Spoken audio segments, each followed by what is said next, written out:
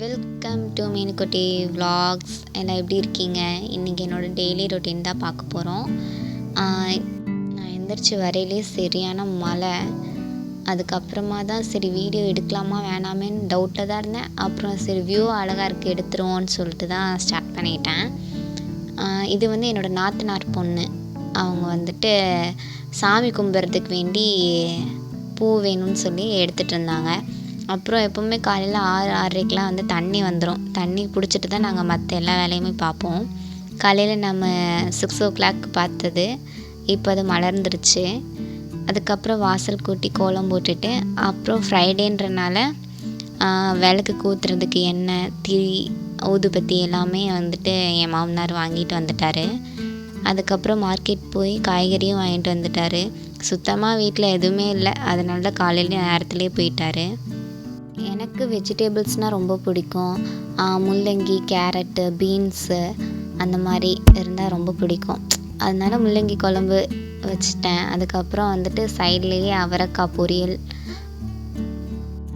அதுக்கப்புறமா ரசம் பாப்பாவுக்கு தனியாக வச்சுருவேன், வர மிளகாலாம் போட்டு தாளிக்காமல். ஏன்னா அவள் அது மட்டும்தான் சாப்பிடுவா, இல்லைன்னா தயிர் சாப்பிடுவா. எனக்கு மணி பிளான்ட் வைக்கணும்னு ரொம்ப நாளாக ஆசை. அதான் அன்றைக்கி ஒரு நாள் ஒரு வீட்டில் இருந்ததுன்னு சொல்லி அவங்கக்கிட்ட கேட்டு வாங்கிட்டு வந்து வச்சிட்ருந்தேன். சில பேர் சொல்கிறாங்க அது வந்து கண்ணாடி பாட்டிலில் வச்சு அதாவது சீக்கிரம் ஸ்ப்ரெட் ஆகி வரும் அப்படின்னு சொல்லி சொல்கிறாங்க. ஆனால் எனக்கு அதில் எல்லாம் நம்பிக்கை இல்லை.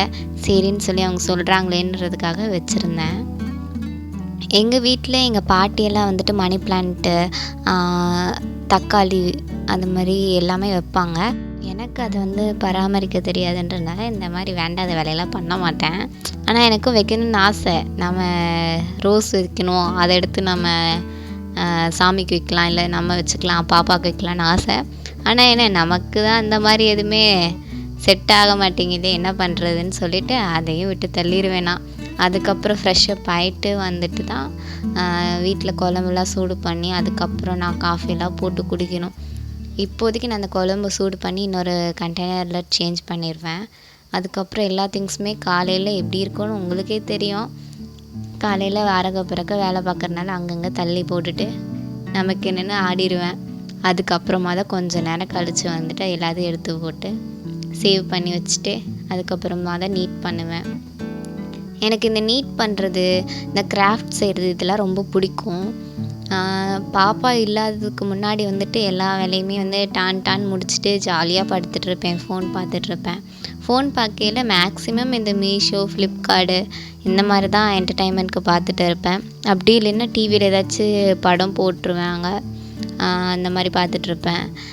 விஜய் சூப்பர் அப்படி இல்லைன்னா ஜீ திரை, இது 2 தவிர எதையுமே பார்க்க மாட்டேன். ஏன்னா அதில் தான் அடுத்தடுத்து மூவிஸ் போட்டுகிட்டே இருப்பாங்க. மத்தியானத்துக்கே இந்த கீரையை வந்துட்டு செஞ்சிடலான்னு சொல்லி எடுத்து வச்சிட்டேன். ஏன்னா நைட்டு வந்து கீரை சாப்பிடக்கூடாதுன்னு சொல்லுவாங்க. ஆனால் ஏன்லாம் எனக்கு தெரியாது. உங்களுக்கு தெரிஞ்சதுன்னா கமெண்டில் சொல்லிட்டு போங்க. எப்போவுமே பாப்பா கூட நான் தான் விளாண்டுட்டே இருப்பேன். ஏன்னா பாப்பாங்க சுற்றி இருக்க எல்லாருமே வந்து ஸ்கூல் போயிடுவாங்க. அதனால பாப்பாவையும் பார்த்து வீடியோவும் ஷூட் பண்ணுறதுக்கு லேட் ஆகிடும். வீக்லி ஒன்ஸ் எப்படியும் கண்டிப்பாக நான் உங்களுக்காக வீடியோஸ் போட்டுடுறேன். காலையில் ஒரு டென்ஷனில் இருந்துன்னு சொல்லி பாப்பாவுக்கு ரசம் வைக்கையில் பூண்டு இல்லைன்னு சொல்லி சிம்பான்சி மாதிரி கத்திட்டு இருந்தேன். அதுக்கு வேண்டி ஈவினிங் வரையிலேயே ஒரு சம்பவம் ஆயிடுச்சு. என்னென்னா என் மாமாவும் வந்துட்டு பூண்டு வாங்கிட்டு வந்துட்டார், என் ஹஸ்பண்டும் பூண்டு வாங்கிட்டு வந்துட்டார் வேலைக்கு போயிட்டு வரையிலேயே. அதனால நான் 2ஐயும் ஒட்டுக்கா போட்டு பாக்ஸில் போட்டு வைக்கிற வேண்டிய நிலமை வந்துருச்சு. ஏன்னா எப்போவுமே வாங்கிட்டு வந்தாங்கன்னா 4 இல்லை 5 தேவைக்கு ஏற்ற மாதிரி வாங்கிட்டு வருவாங்க.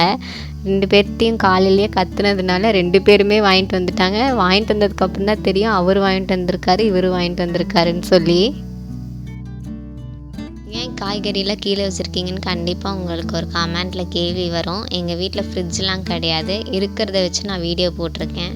வீடியோ எடுக்கிறதுக்கு முன்னாடியே நான் ஒரு டவுட்டில் தான் எடுத்தேன். எங்கள் அம்மாவுக்கு ஃபோன் பண்ணி கேட்டேன், அம்மா எங்கள் வீட்டில் வந்து எதுவுமே வந்துட்டு கிளியராக இல்லையேம்மா, நான் எப்படிம்மா போடுறது அப்படின்னு சொல்லி நான் எங்கள் அம்மாட்ட கேட்டேன். எங்கள் அம்மா தான் வந்துட்டு ஒரு சஜஷன் சொன்னாங்க. இருக்கிறத வச்சு போடுமா, இருக்கிறதே ரசிக்கிறதுக்கு நிறையா பேர் இருக்காங்க அப்படின்னு சொல்லிட்டு சொன்னாங்க. அவங்க பேச்சை கேட்டு தான் நான் இன்றைக்கி இந்த வீடியோ போட்டிருக்கேன். இந்த விஷயம் யார் யாருக்கெல்லாம் வந்துட்டு பிடிச்சிருக்குன்னு சொல்லிட்டு ஒரு கமெண்ட்டில் சொல்லிட்டு போங்க. ஏன்னா எல்லா விஷயத்துலையுமே அம்மா தான் வந்துட்டு எல்லா டெசிஷனுமே எடுப்பாங்க. எனக்கும் இந்த லைஃப் எனக்கு ஒரு குழந்த இருக்குது. அம்மா கூட இருக்கும்போது மேக்ஸிமம் எனக்கு அது தெரியல. ஆனால் வந்துட்டு இங்கே இருக்கையில் தான் எனக்கு அதோட வழி என்ன, அம்மா நம்மளை எப்படி வளர்த்திருப்பாங்க அப்படிங்கிறது தெரிஞ்சிருக்கும். எத்தனை பேர்த்துக்கெலாம் இது தெரிஞ்சிருக்கும் அப்படின்னு எனக்கு தெரியல. ஆனால் ஒரு குழந்தைய பார்க்கையில தான் நமக்கு அது தெரியும். ஓகே, நம்ம இதில் வந்துடலாம். ஈவினிங் போல் காஃபி மட்டும் வச்சு கொடுத்துட்டு மாமா வந்துட்டார். அதுக்கப்புறம் பால் காய்ச்சி சரியான மழை. அவருக்கு ஒரு காஃபி, எனக்கு ஒரு காஃபி, 2 பேர் குடிச்சிட்டு அவ்வளோதான். டெய்லி ரொட்டீனோட ஈவினிங் முடிஞ்சுது. அதுக்கப்புறம் நைட்டு டின்னருக்கு என்ன பண்ணுறதுன்னு நான் இனி தான் யோசிக்கணும். இந்த சமைக்கிறத விட யோசிக்கிற பிரச்சனை தான் பெரும் பிரச்சனையாக இருக்குது. அப்புறம் என்ன, குட்டீஸோட விளாண்டுட்டு அவ்வளோதான். அன்றைக்கி ஒரு நாள் வந்துட்டு ஃபினிஷ் ஆகிடுச்சு. யாருக்கெலாம் இந்த மாதிரி ஃபுல் vlog வேணும்னு சொல்லி நீங்கள் கமெண்ட் பண்ணுங்கள். நெக்ஸ்ட் வீடியோவிலேருந்து நான் பூஜை பொருள்லாம் எப்படி க்ளீன் பண்ணி வைக்கணும் அப்படிங்கிற டிப்ஸ் எல்லாம் வந்துட்டு நான் உங்களுக்கு சொல்கிறேன்.